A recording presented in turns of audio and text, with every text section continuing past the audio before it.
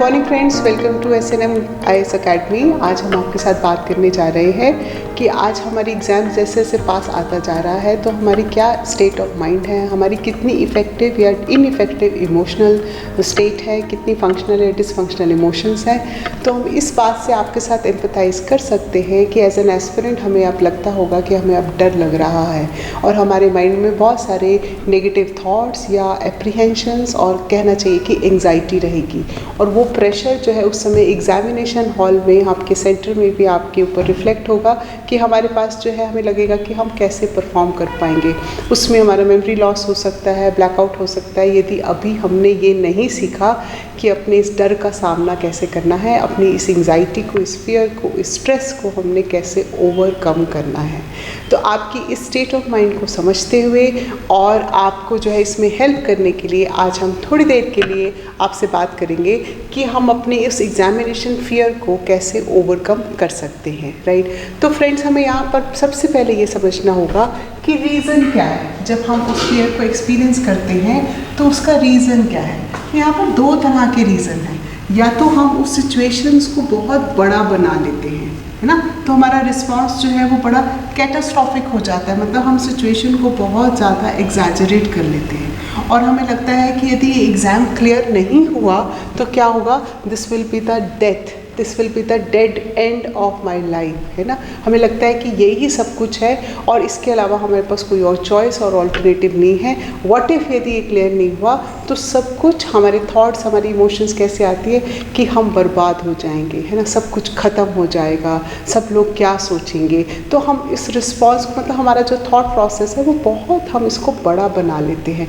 Exam इतना बड़ा नहीं है जितने बड़े हम खुद हैं, है ना। हम खुद जो है वो हमारी ट्रिनिटी है, हमारे पास हमारा फिजिकल सेल्फ है, हमारा मेंटल सेल्फ है, हमारा इनर सेल्फ है, राइट। हम बड़े हैं, वो सिचुएशन बड़ी नहीं है, लेकिन इस समय सिचुएशन में हमें लग सकता है कि हम उसको बहुत ज़्यादा बड़ा कर लेते हैं, नंबर 1।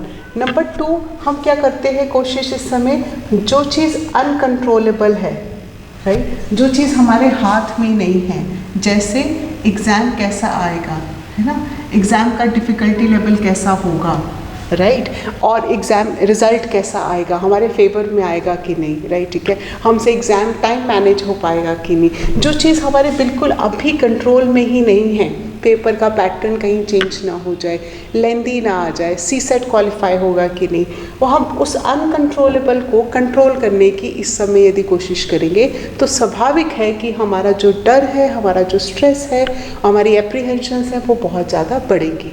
तो हमने ये समझ लिया कि हमारे उस प्रेशर के आने के रीज़न ये हैं। तो अब देखते हैं फिर करना क्या है अभी इस पार्ट से। तो यदि हम फर्स्ट रीज़न के हिसाब से चलें तो हमें यहाँ पर, यदि वो इतना हम उसको कैटास्ट्रॉफिक बना रहे हैं तो हमें यहाँ पर सबसे पहले क्या करना है, रियलिटी चेक करना है। रियलिटी चेक से मेरा मतलब है कि हमें यहाँ पर ये देखना होगा कि जो हम सोच रहे हैं क्या वो सही है, क्या वाकई ऐसा होगा कि वन एग्ज़ाम यदि क्वालिफाई नहीं हुआ तो सब कुछ डेड हो जाएगा, सब कुछ एंड हो जाएगा। इज़ दिस लॉजिकल जो हम सोच रहे हैं, क्या ये रेलेवेंट है, क्या ये ऐसा सोचना सही है, ये हमें खुद ही अपने आप पे रियलिटी चेक करना पड़ेगा। दूसरा हमें यहाँ पे सोचना पड़ेगा क्या कोई और ऑल्टरनेटिव है, is there any other alternative. तो ये भी बहुत ज़रूरी है कि अच्छा, इफ़ नॉट दिस एग्ज़ाम, इससे जो एक्सपीरियंस होगा may be we will target other exams. ये जो नॉलेज होगी हमें किसी और स्ट्रीम में बहुत हेल्प करेगी, राइट, और हम और एफर्ट्स करेंगे, we will learn from our mistakes, right. तो जब हम इस रियलिटी चेक को करते हैं और थोड़ा अवेयर होकर अपने आप से बात करते हैं तो थोड़ा सा हमारा वो जो स्ट्रेस है वो कम होता है। दूसरा ऑल्टरनेटिव हमें यहाँ के क्या करना पड़ेगा कि हम सिर्फ उसी चीज़ को कंट्रोल करें जो कंट्रोलेबल है, कंट्रोलिंग द कंट्रोलेबल। जो चीज़ हमारे कंट्रोल से बाहर है उसकी हम बात ना करें। तो एस्पिरेंट्स, आप देखिए हमारे कंट्रोल में क्या है। हमारे कंट्रोल में सबसे पहले हमारे कंट्रोल में स्टडी करना है, एग्री, राइट, ठीक है।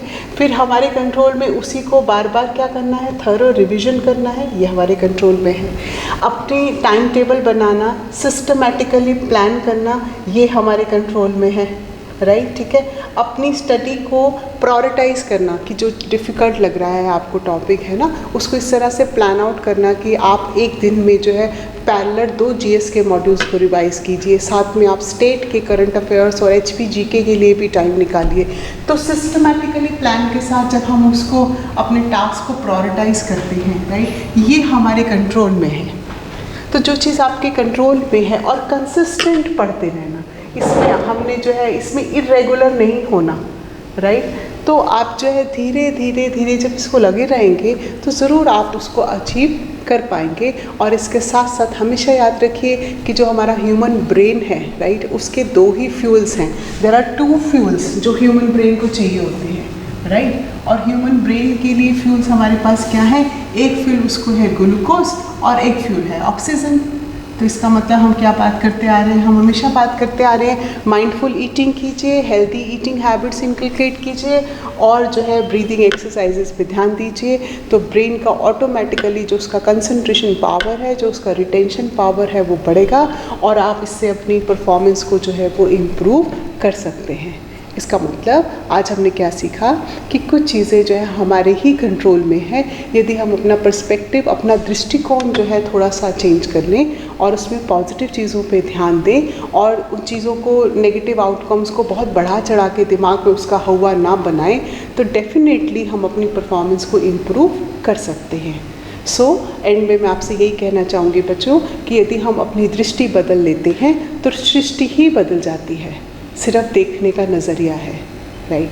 तो उस नज़रिए को बदलिए, अपना पॉजिटिव पर्सपेक्टिव लेके आइए और अपने आसपास की दृष्टि को, सृष्टि को, अपनी क्रिएशन को, आपने जो आगे अचीव करना है उसको आप बिल्कुल चेंज कर सकते हैं अपने अकॉर्डिंग। तो आपको ज़रूर डिज़ायरेबल आउटकम्स मिलेंगे।